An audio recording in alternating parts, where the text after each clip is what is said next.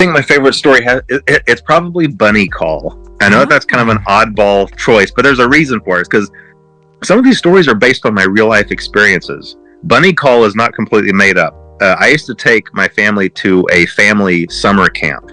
Okay, this is one of my two. This is my two oldest boys were maybe 11 and 12 at the time. Or, no. I bet they were 13 and 14. It's hard to remember exactly when this was.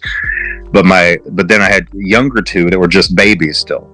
And whenever we showed up at camp, and we were all in the auditorium signing up for activities, it was rafting and boating. One of the things you could sign up for was a Panda Call.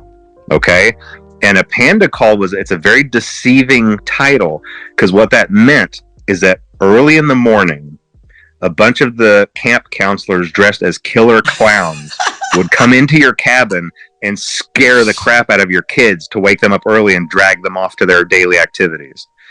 And so I signed up my two oldest, Ian and Braden, my old beta testers from whenever through all their lives testing my games. I signed them up for it.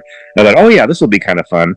It was kind of fun until the next morning started rolling around. I started thinking about what I'd done, because then the next morning I woke up at 5 a.m. and I realized they're out there somewhere. Like this is happening right now. And I started listening for screams, and I started listening for noises, and I even snuck out and went outside, and it was dark and there were crickets chirping, and I was looking around, and I just thought to myself, somewhere out here in the dark in these trees are a bunch of clowns, and they're coming to my cabin.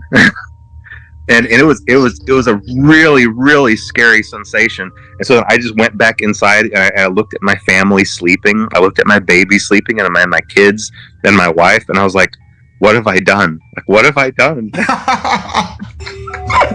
Of course, it ended up not being a big deal, because then I just heard a soft knock at the door, and I opened it, and there was a row of killer clowns. I said, never mind, you guys, and they just walked on. And so it wasn't a big deal, but it was still a really eerie feeling like I had signed up for something that I'd regretted and I couldn't undo it, And so I based Bunny Call on that.